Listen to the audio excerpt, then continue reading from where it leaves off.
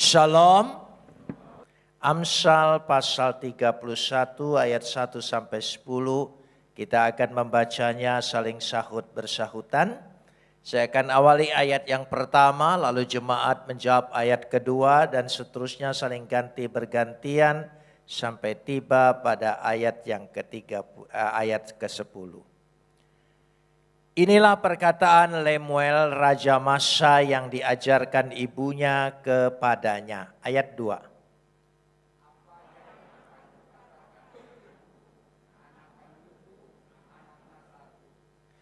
Janganlah berikan kekuatanmu kepada perempuan dan jalanmu kepada perempuan-perempuan yang membinasakan raja-raja.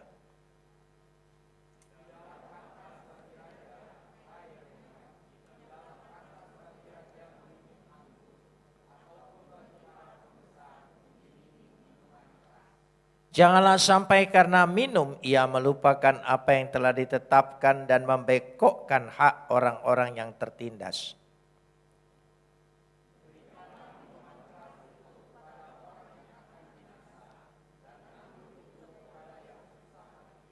Biarlah ia minum dan melupakan kemiskinannya dan tidak lagi mengingat kesusahannya.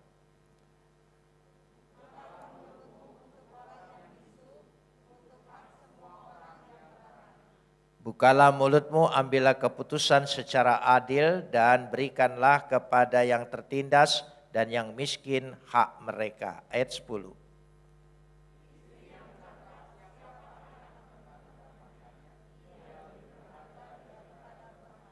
Kapot leha Adonai Elohenu kapot leha. Segala kemuliaan ya Adonai Tuhanku, kemuliaan bagimu. Saudara-saudara yang dikasihi Tuhan, saya percaya kita sudah tahu bahwa kitab Amsal adalah kitab hikmat. Karena itu kata-kata hikmat itu sendiri adalah menunjukkan nilai dari keseluruhan jiwa manusia, hati manusia, intelektual manusia, bahkan perasaan manusia. Sesuai dengan realitas bahwa Tuhan menciptakan dunia ini dengan hikmat-Nya. Dan termasuk kita diciptakan sebagai peta Tuhan, hikmat Tuhan itu menguasai kita. Saya ingin mengatakan dalam kitab Amsal, kalau kita membaca yang disebut hikmat, itu ada dua bentuk. Yang pertama hikmat dalam arti identifikasi. Hikmat sesuatu yang diberikan Tuhan dan dikuasai oleh manusia. Itu hikmat yang disebut identifikasi. Tapi hikmat secara personifikasi itu mengacu kepada sumber hikmat itu sendiri sebagai subjek bukan sebagai objek.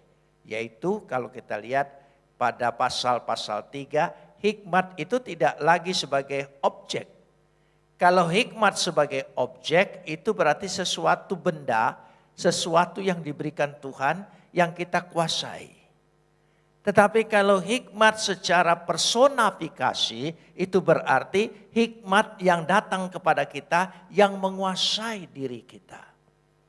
Ya, jadi ada dua beda. Karena itu ketika saudara membaca hikmat, aku adalah permulaan daripada hikmat yang diciptakan Tuhan. Itu bukan hikmat yang personifikasi mengacu pada Yesus Kristus, tapi hikmat yang mengacu kepada identifikasi sesuatu warisan yang berharga, yang sebagai harta yang dimiliki oleh manusia. Penjelasan saya ini untuk menunjukkan kembali bahwa bentuk-bentuk bagaimana firman Tuhan itu. Saya ingin mengulangi begini. Karena ini ya, mengandung kata hikmat itu logos. Hikmat itu hokma. Ya, yang saya ingin jelaskan adalah hikmat yang dalam arti kalau kita dikuasai oleh hikmat, hikmat itu personifikasi. Dia sebagai subjek. Tuhan yang kita sembah adalah Tuhan yang Esa. Amin. Kita tidak menyembah tiga Tuhan, kita menyembah Tuhan yang Esa. Di dalam diri Tuhan yang Esa sudah ada roh. Roh itu sendiri tidak diciptakan Tuhan. Ya, Karena kalau Tuhan menciptakan roh berarti Tuhan sempat tidak punya roh. Tuhan sejak semula, ya kalau saya pakai pembahasan kita, sejak semula. Bahwa Tuhan sudah memiliki roh. Tuhan sudah memiliki hikmat. Firman yang kita sebut logos. Karena dia menciptakan segala sesuatu dengan firman. Dan Tuhan, firman tidak diciptakan Tuhan. Kalau firman diciptakan Tuhan, Tuhan sempat tidak punya firman. Lalu dengan firman apa? Dia menciptakan firman. Jadi roh dan firman, dua sifat hakikat, esensi, being-nya Tuhan, sudah ada, harus ada, wajib ada, mustahil tidak ada. Apa saja yang ada dalam diri Tuhan, sama kekalnya, sama mulianya, sama agungnya. Termasuk rohnya dan firmannya. Ya, firmannya keluar menjadi manusia. Yaitu yang kita sebut siapa? Yesus. Kenapa demikian? Karena yang ingin diperbaiki ini adalah manusia. Manusia yang rusak pertama. Semua alam dan makhluk yang ada di dunia ini ciptaan Tuhan yang lain adalah akibat daripada dosa manusia. Mereka terlibat rusak karena ulah daripada manusia, Adam dan Hawa. Sejak itu manusia, sebagaimana pujian tadi, dia tidak lagi menjadi gambar Tuhan. Hilang semua gambar itu, potensi ilahi. Dia diciptakan menurut gambar dan rupa Tuhan. Artinya ada potensi ilahi, ada kualitas ilahi di dalam diri manusia. Potensi ilahi dan kualitas ilahi dalam diri manusia sudah hilang sejak jatuh dalam dosa. Bagaimana bisa memulihkan potensi ilahi dan kualitas ilahi kalau tidak datang dari ilahi itu sendiri? Karena itu Yesus itu adalah potensi ilahi, kualitas ilahi sebagai firman yang datang sebagai pribadi yang kita sebut tadi personifikasi di dalam pribadi manusia. Karena itu dia sama mulianya, sama agungnya, sama kekalnya. Karena yang ingin diperbaiki manusia. Yang lain itu akibat saja. Saya kasih contoh saudara. Bahwa manusia itu yang rusak. Dan bukan binatang. Bukan hewan, bukan alam, bukan yang lain. Itu adalah akibat. Dan mereka sangat merindukan sekali pertobatan manusia. Pulihnya manusia. Supaya mereka juga ikut pulih. Ketika manusia itu dipulihkan. Itulah kerinduan alam semesta ini terhadap kehidupan manusia. Makanya harus diperbaiki manusia itu sendiri. Ya, saya katakan buaya itu tidak rusak. Ya, buaya itu tidak rusak. Lihat kebaikan buaya. Ya, buaya itu makan bangkai apa saja dia makan. Tapi ketika dia bertelur dan menetas, anak-anaknya disimpan di mana? Di mulut buaya. Ya, kenapa dia bisa tahu? Kenapa tidak ditelan saja? Tapi dia simpan. Itulah sifat buaya. Sekarang, kenapa kalau manusia yang tidak baik disebut buaya? Jadi yang rusak itu manusianya atau buayanya? Saudara, manusianya. Karenanya dikatakan disebut buaya, ditambahin buaya darat. Itu manusianya. Monyet itu tidak rusak. Monyet itu punya kemasyarakatan monyet. Saya melihat itu di Discovery. Ya, bagaimana masyarakat monyet itu hidup. Ya, ada rajanya, ada semua wakil-wakilnya, semuanya tertata sekali dalam masyarakat kemonyetan. Dan seandainya siapa saja yang melanggar etika-etika kemonyetan, monyet itu diusir keluar dari lingkungannya. Dan dia mati seorang diri dan tidak berkawan dengan yang lain. Itu monyet. Jika ada karena itu kalau kita perhatikan monyet itu sangat demokratis. Siapa saya yang dapat makanan silakan. Tetapi dia tidak boleh merebut sewenang-wenang saja. Dia akan mengalami hukuman seperti itu. Manusia lebih dari itu. kejahatannya lebih daripada monyet. Kasih monyet itu makanan sekarung. Ya, dia ambil 1-2. Tidak pernah dia ambil 1 karung. Manusia kalau diberi kesempatan seperti itu, dia ambil semuanya. Jadi karena itu firman itu menjadi manusia. Itulah dalam bentuknya.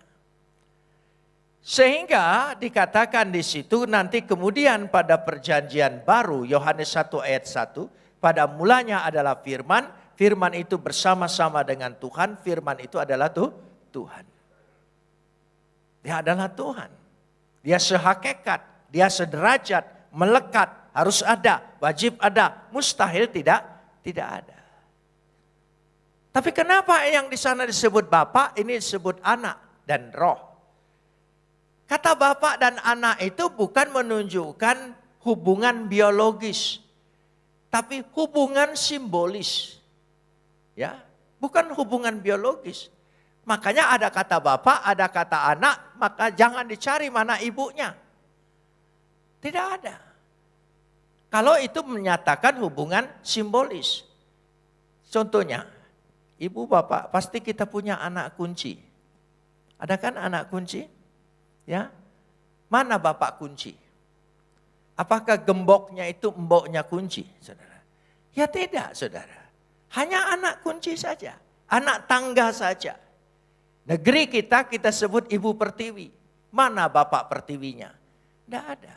Karena bukan menunjukkan hubungan biologis, tapi hubungan simbolis. Itulah yang dimaksud kalau kita menyapa kepada bapak dan kepada anak, yaitu kita sebut Tuhan Yesus, itu untuk menyatakan hubungan mereka, kedekatan mereka tidak ada lain dan tidak bisa terpisahkan. Itu hikmat. Sekarang saya ingin masuk. Hikmat yang disebut identifikasi. Hikmat yang dimaksudkan identifikasi di sini, kalau kita melihat pertama-tama dengan jelas sekali. Pada ayat 30, pasal 31 ini.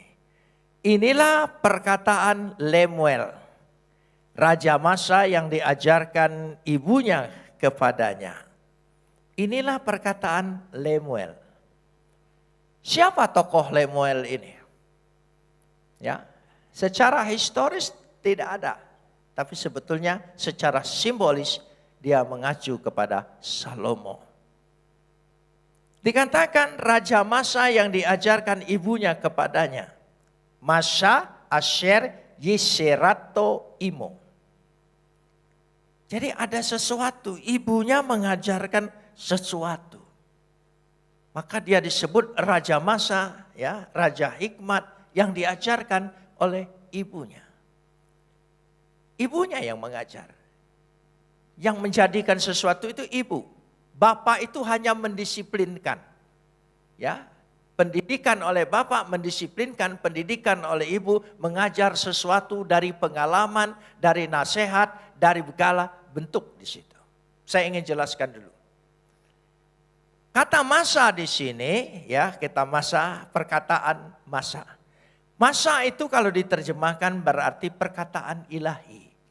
Itu satu, perkataan ilahi. Jadi perkataan seorang ibu itu derajatnya, ukurannya sama dengan perkataan ilahi. Hati-hati seorang ibu mengajar anaknya dan berkata kepada anaknya, perkataanmu itu menjadi perkataan ilahi, membentuk dia. Membentuk dia bahkan sampai menentukan masa depannya. Ya, karena itu jangan mendurhaka dengan perkataan ibu. Karena itu perkataan ilahi. Artinya bukan berarti setiap perkataan ibu itu firman. Bukan. Derajatnya, ukurannya sama seperti perkataan ilahi. Jadi apa yang diucapkan ibu itu derajatnya sama dengan perkataan ilahi. Kata masa di dalam terjemahan Yunani Septuaginta disebut krematismos. Krematismos artinya sesuatu yang diberitahukan Tuhan. Jadi ibu itu punya pengertian tentang masa depan anak. Menentukan. Karena itu sore hari ini saya ingin menekankan seorang ibu hati-hati berkata kepada anaknya.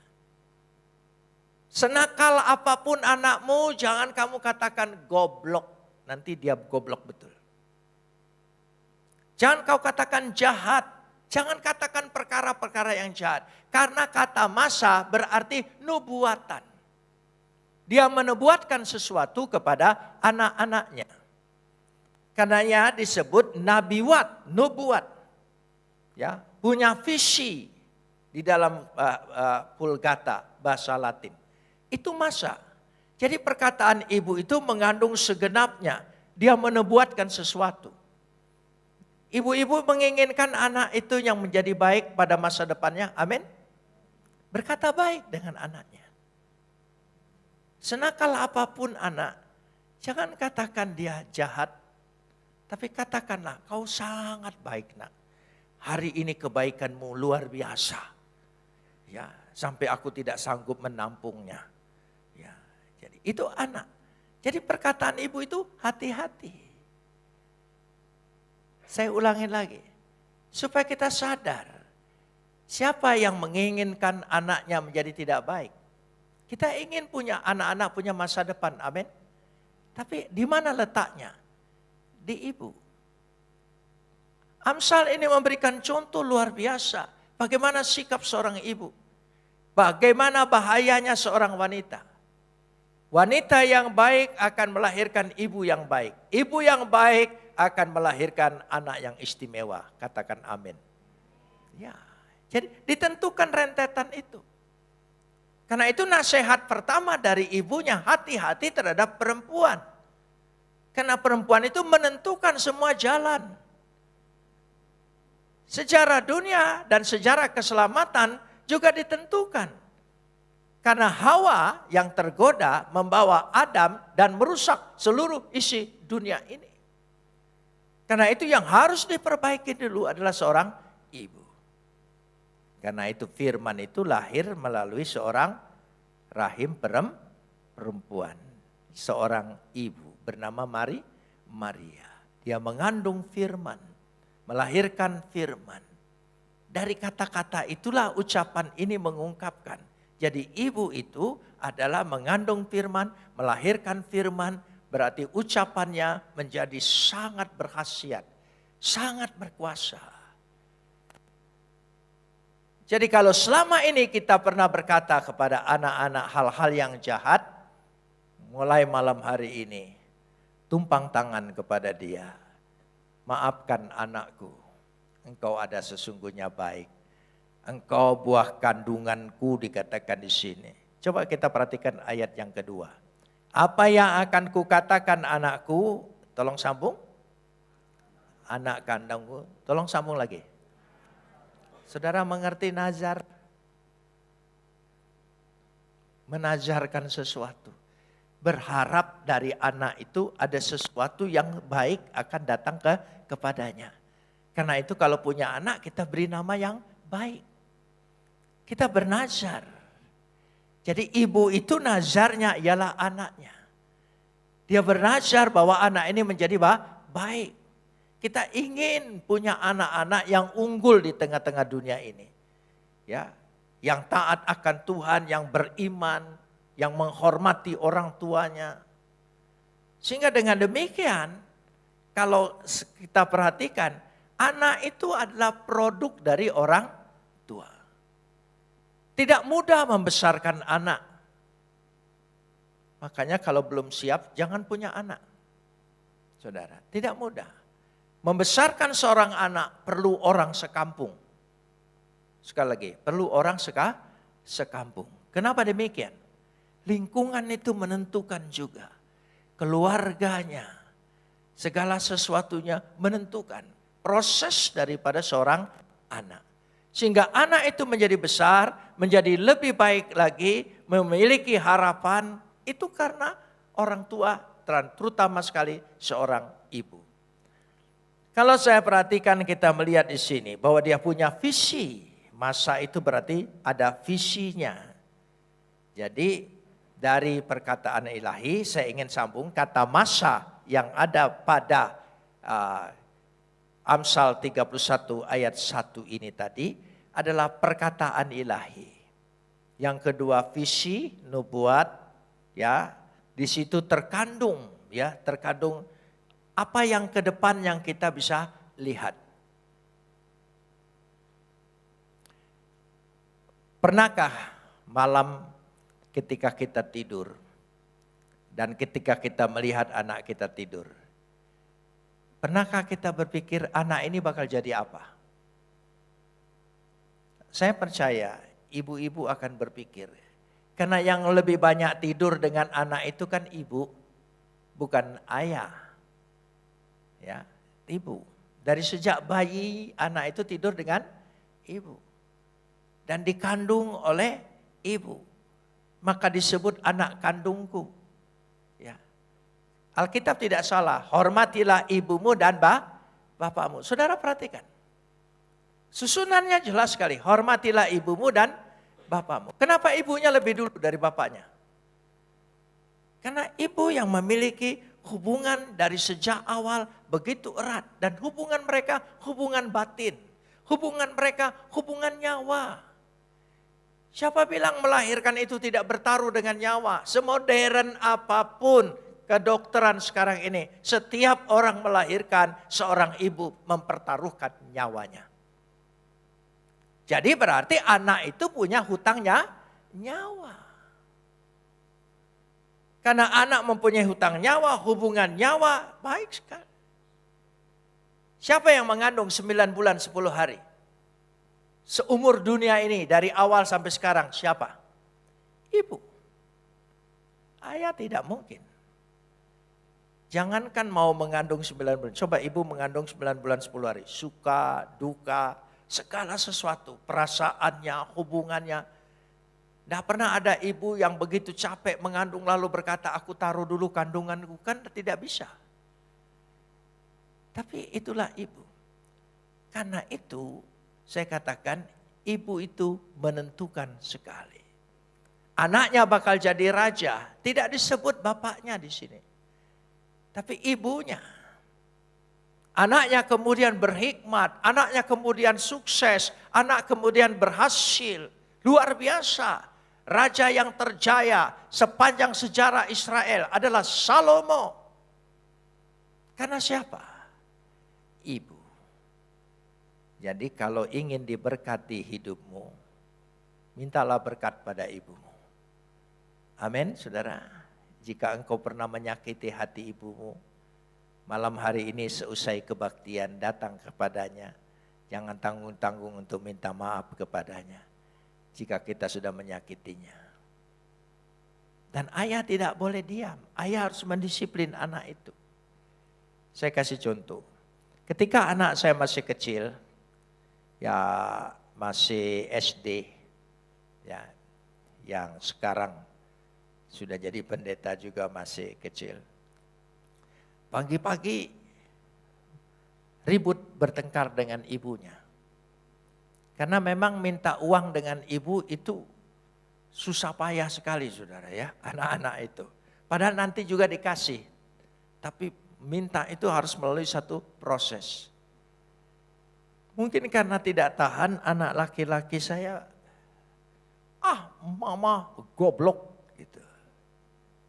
Saya keluar dari kamar. Apa kamu bilang? Apa kamu bilang? Bilang sekali lagi. Kamu bilang mamamu. Apa tadi? Dia akan jadi kaget gitu. Kamu tahu enggak? Ini stok terakhir yang saya peroleh sebagai ibumu. Ya, tidak ada keluaran lagi model begini. Kamu berani-beraninya bicara ibumu goblok. Meskipun sesudah itu di kamar saya bilang, memang kamu goblok itu. Jadi ya memang anak itu ada benar. Tapi sebagai suami tidak boleh menunjukkan dia merendahkan derajat ibunya. Itu pekerjaan suami, pekerjaan bapak untuk mendisiplin anaknya. Bagaimanapun juga dia harus tetap menghormati ibunya. Dan hidup anak itu pasti diberkati. Amin. Jadi diberkati itu karena itu. Kita langsung masuk sekarang ini. Bagaimana ibu-ibu itu sendiri punya hubungan dengan anaknya. Apa yang dikatakan di sini?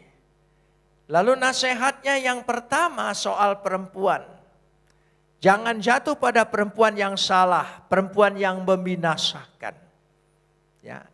Karena itu akan merusak seluruh kehidupannya. Yang kedua, jangan mabuk karena minuman. Karena dengan mabuk dan minuman dia akan bertindak dengan salah. Yang ketiga, dia nasihatkan anaknya, ingat kekuasaan. Jangan sampai engkau melupakan kekuasaan. Lalu kalau kita lihat dari 10 sampai ayat yang ke-33, kita lihat di situ bagaimana seorang istri. Ibu adalah istri yang bijaksana. Kita lihat ya, siapa yang mendapatkan ini? Jadi tidak mudah mendapatkan seorang istri yang cakap, istri yang bijaksana, tidak mudah. Ya, itu hanya bisa diberikan oleh Tuhan. Karena kemurahan Tuhan, karunia Tuhan, kita beroleh istri yang bijaksana. Karena istri-istri itulah yang bertahan. Kenapa demikian? Kita lihat pertama, fungsinya. Fungsinya adalah yang pertama, seorang ibu itu manajemen keluarga. Dia bisa memanage seluruh keluarganya. Tertib, yang kerja, yang sekolah, yang segala sesuatu. Dia memanagenya. Lebih daripada sarjana yang bisa mengaturnya. Yang kedua, seorang istri adalah ekonomi keluarga. Dia mengatur ekonominya. Dengan uang belanja yang terbatas, bagaimana supaya anaknya tetap makan dan memiliki makanan yang terbaik termasuk suaminya. Siapa yang bisa mengatur seperti itu? Apalagi ekonomi yang ada di Indonesia. Bagaimana caranya untuk mengatasi minyak goreng saja kita bersusah payah. Tapi seorang ibu luar biasa. Walaupun minyak goreng begitu langka dan mahal.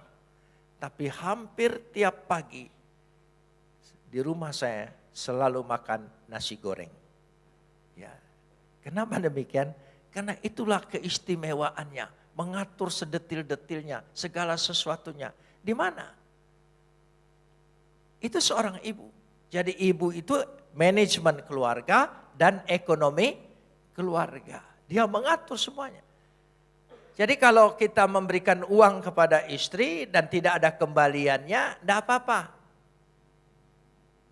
Karena dia yang mengaturnya. Pernahkah engkau memberikan uang pada istri lalu istri berkata, "Pak, ini kembaliannya." Jarang ada saudara. Langsung lenyap. Ya, itu baik, tidak usah ditanya kembaliannya. Ya, karena itu cara ngaturnya. Yang ketiga, seorang istri atau seorang ibu adalah guru keluarga. Dari ayat 26 sampai ayat 29 saudara bisa melihat. Ya, dia mendidik keluarga, mengajar keluarga, melatih. Coba mendidik, mengajar, melatih itu ibu.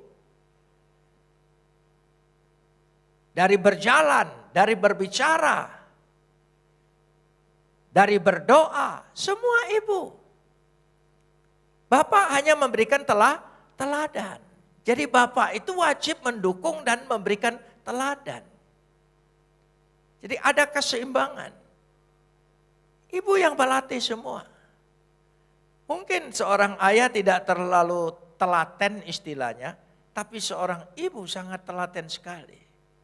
Dia melatih anaknya, mengajar anaknya. Dan yang keempat, istri atau ibu adalah tiang iman. Karena iman itu diajarkan. Jadi kalau ibunya tidak beriman, maka anaknya sulit sekali memiliki iman yang kuat. Jadi ibu itulah yang untuk menunjukkan di situ. Inilah yang disebut hubungan keluarga yang harmonis. Saudara, berumah tangga, perkawinan bukan perkara yang mudah. Karena itulah diingatkan dari awal. Tuhan begitu baik menyiapkan bagaimana kehidupan manusia sebagai rumah tangga. Itu bukan kehebatan manusia, kemajuan budaya manusia, bahwa manusia perlu berkeluarga, perlu berumah tangga, perlu pernikahan. Tidak, dari sejak semula Tuhan menetapkan konsep pernikahan. dari sejak semula. Karena itu ikuti konsep Tuhan. Jangan konsep orang lain. Konsep Tuhan bagaimana? Saudara kita perhatikan. Tuhan menciptakan segala sesuatunya di dalam kehidupannya. Kehidupannya itulah yang menunjukkannya. Karena itu pernikahan itu semua yang menginginkan. Semua indah dalam pernikahan itu. Saudara pernah melihat pemandangan gunung? Pernah melihat pemandangan gunung? Ya, indah tidak? Ya, dari jauh indah. Dari jauh indah sekali. Coba saudara naik ke gunung. Ya, jurang, belukar, onak, duri, semuanya. Itulah perkawinan. Perkawinan itu adalah seperti itu realitanya. Dari jauh kita pikir bahagia sekali bakal seperti ini. Tapi ketika kita jalani realitanya. Makanya saya setiap kali sudah memberkati jemaat yang menikah. Saya tidak pernah mengucapkan selamat bahagia ya. Tidak pernah. Saya bilang selamat menjalani kenyataan hidup ya. Kuat-kuat kamu menghadapinya. Karena itulah bukti daripada sebuah pernikahan. Sehingga hubungannya itu. Karena pernikahan itu bukan hanya hubungan rasional, tapi hubungan perasaan, tapi hubungan hati, tapi hubungan iman. Itu yang kita seringkali abaikan. Tidak bisa iman kita hanya maju sendiri. Suami istri harus maju bersama, saling menopang dan saling membangun bersama. Perasaan bersama. Bahasa yang luar biasa. Saudara, suami istri itu kadang-kadang tidak perlu memakai kata-kata, tapi mengerti satu dengan yang lain. Saya kasih contoh. Saya semula setelah bertobat, lalu ditabiskan sebagai guru Injil, ya di gereja Metodis. Itulah gereja awal saya. Jadi di gereja Metodis. Saya menjadi diangkat gembala resort Jakarta Barat. Ya, itu tugas saya. Istri saya menjadi gembala jemaat di Anugerah di daerah Grogol. Saya wilayahnya, gembala wilayahnya. Kami punya orang tua majelis yang ada di gereja itu. Ya. Dan anak-anaknya sudah mengembara semua di Australia. Om dan tante ini sering saya datang berkunjung. Pada satu saat saya berkunjung dengan om dan tante ini. Ya saya biasa dipanggil waktu itu Domini. Oh Domini selamat pagi silakan masuk. Udah. Lalu suaminya om ini bilang dengan tante. Ma. Gitu saja istrinya masuk. Keluar bawa pisang goreng kopi susu. Saya heran ya. Di kamus bahasa enggak ketemu saudara. Arti itu kopi susu pisang goreng. Tapi itu istri ngerti. Karena sudah hubungan perasaan tadi. Komunikasinya sudah lewat bukan kata-kata. Tapi sudah batin dan di atas batin dan ilmu kebatinan mungkin sudah. Udah luar biasa. Keluar kopi susu pisang goreng. Karena pisang gorengnya panas, minum kopi susu cepat habis. Saya bilang dengan tante, ya gitu. Si tantenya bilang, Domini jangan genit dengan orang tua. Loh saya bilang, saya sama. Om tadi bilang, ya tahu, gitu ya. Tante ngerti. Oh lain kalau om. Ya, kenapa lain? Karena sudah ada hubungan. Makanya saudara suami istri itu tidak bisa selingkuh.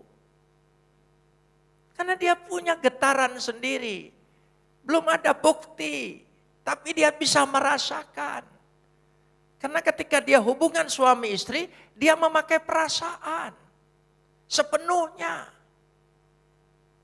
Dan itu dialihkan kepada orang lain, tentu akan mengganggu perasaannya. Jadi lebih baik tidak usah.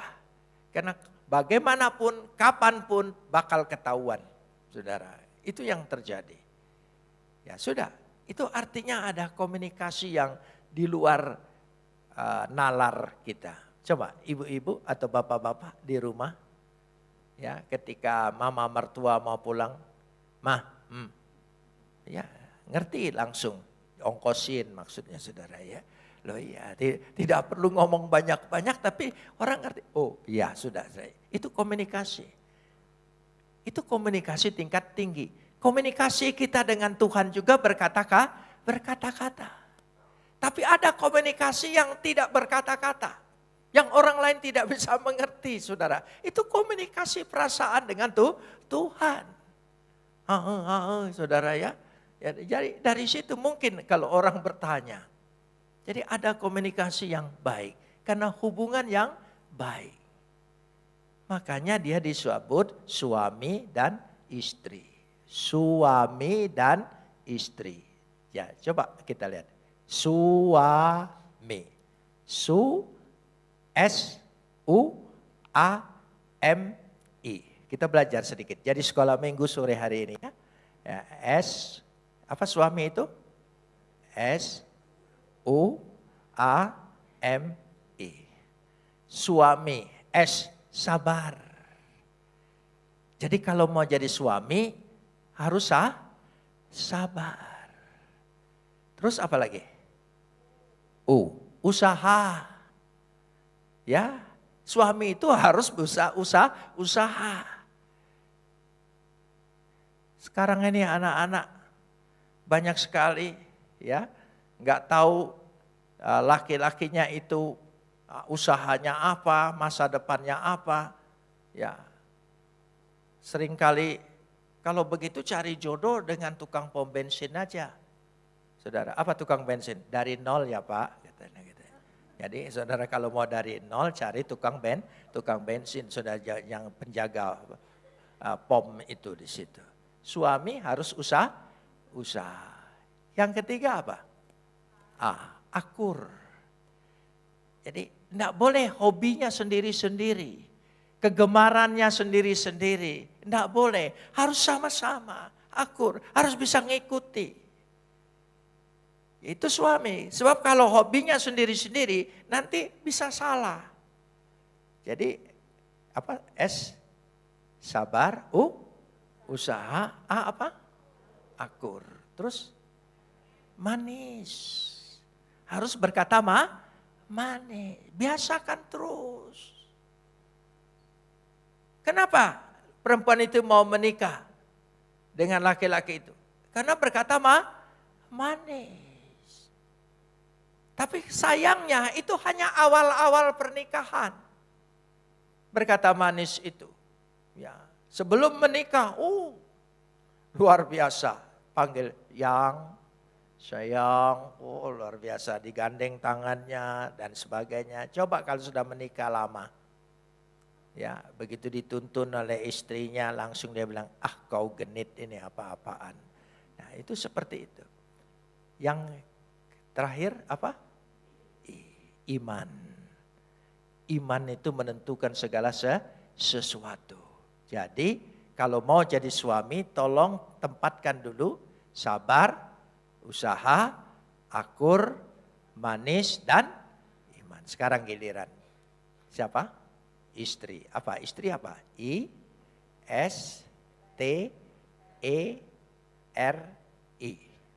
Istri. Bahasa Indonesia yang benar begitu, jangan disingkat. I-S-T-E-R-I. I-nya apa? Iman. Kenapa wanita mendahulukan iman? Sudah saya katakan dari sejak semula, karena dia tiang iman. Iman istri itulah yang menghidupkan seluruh keluarganya. Yang membuat aman keluarganya. Itu iman. Jadi seorang istri sungguh-sungguh orang pendoa. Orang pembaca Alkitab. Dia bisa menyampaikan ayat demi ayat, mengajar anaknya, mengingatkan suaminya. Itu iman. S-nya? Sabar. Suami sabar, istri sabar. Oh luar biasa. Tapi bukan berarti tidak bertengkar, bukan berarti tidak pernah ribut. Sabar dengan sabar itu berarti bahwa pertengkarannya tidak sampai menyakitkan segala sesuatu.